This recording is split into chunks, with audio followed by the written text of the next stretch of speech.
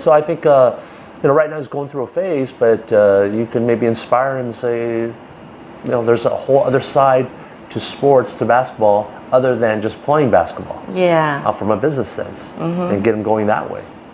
Yeah, while we're on the subject here, I think young people tends to be very narrow-minded in their way of thinking. How do you help young people, like, how to start thinking earlier, or, not to be so stubborn in their way of thinking? I mean, it has to do with just, how they are as a person, but also about setting goals, like you were saying, or thinking ahead, that kind of stuff. So what kind of advice do you usually give young people? I think young people need to be exposed to a lot of different people and situations and environments. I think that the more they can get out of the country and travel, the better off they are, because they're exposed to other cultures. We try to travel at least once a year.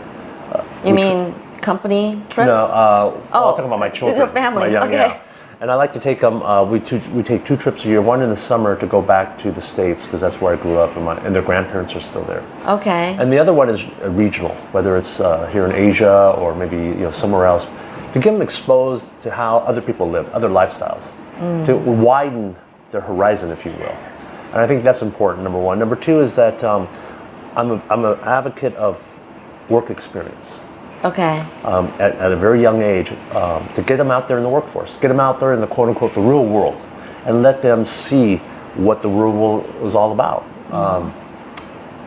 I think there's a conflict, cultural conflict with that sense, because a lot of the parents here in Taiwan, a lot of the parents say, well, school is everything, school is everything, school is everything, and anything that takes away from that is a distraction. Working is one, sports is another one. So everything's dominated by reading and studying, which is great, which is okay. But we talked about there has to be a balance. And we talked about that last time, is when I interview people and I look at their resume, and I don't even look at their grade point average. It doesn't even resonate to me, because I know that's not important for what I'm looking for. I'm looking for an employee who has potential, who has work experience, who's mature, who can help me and help my company. And that's not necessarily a grade point average or a number on a piece of paper.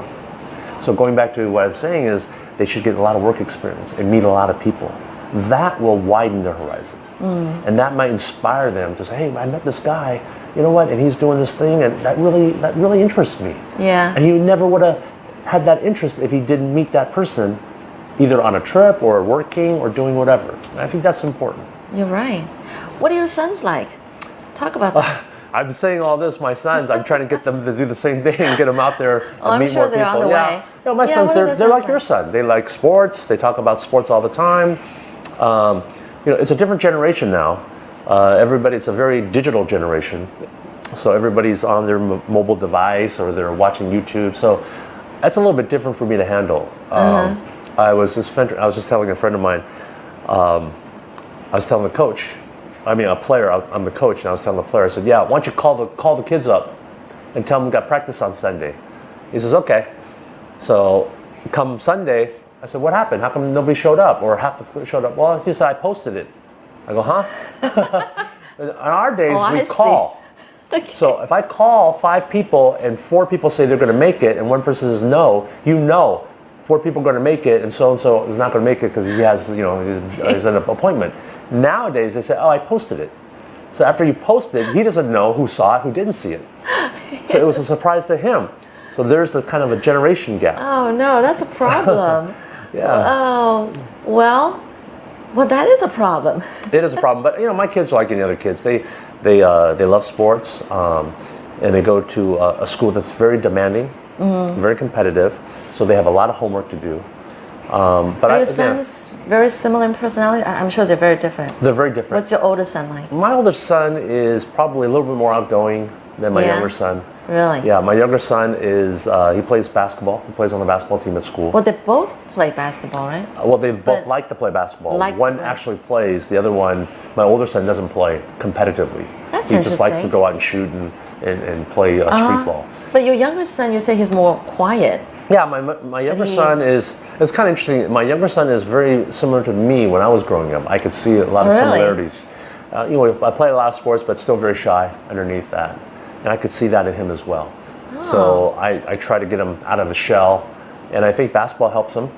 Basketball definitely helps, and that's why I encourage him to play basketball. Okay. But again, I think that he also has he's well grounded relative to school. He knows that school is the most important. So he's the balanced kind of kid. He's a balanced kind of kid. He's good at school and he's good at sports. I like this kind of kid. I think I think that I've really encouraged him to play sports, but also that sports is not going to be the means to your end in the future. You can learn a lot from sports, and I said, I've learned a lot from sports. I've learned a lot from sports, but I know that one day that I'm going to have to transition, and he knows that. He understands. Yeah, and he's played competitive. Last summer, he played in a Las Vegas tournament.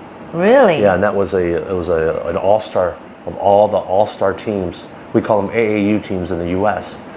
And he saw the players, and he said, "Wow, these guys are good." See, this is where you brought your son and open their eyes. That's why you say travel more, see more, and that will give you an idea. Sometimes you have to tell them. Sometimes they look. I know my son walked in and he looked and he says, "Wow, these guys are all my age. They're all bigger than me. They all jump higher than me." It kind of gave him a kind of a awakening, if you will, a reality check. But he wasn't intimidated. He probably wasn't intimidated until he started to play. Okay. But I think he said, "You know what? Maybe I need to have a backup." Yeah. So that's the thing. My son, he thinks he's so good at basketball. I don't often see him play, but in the back of my mind, I would think like, if only I would find someone who plays even better than him. There's a lot. Then he would be humbled.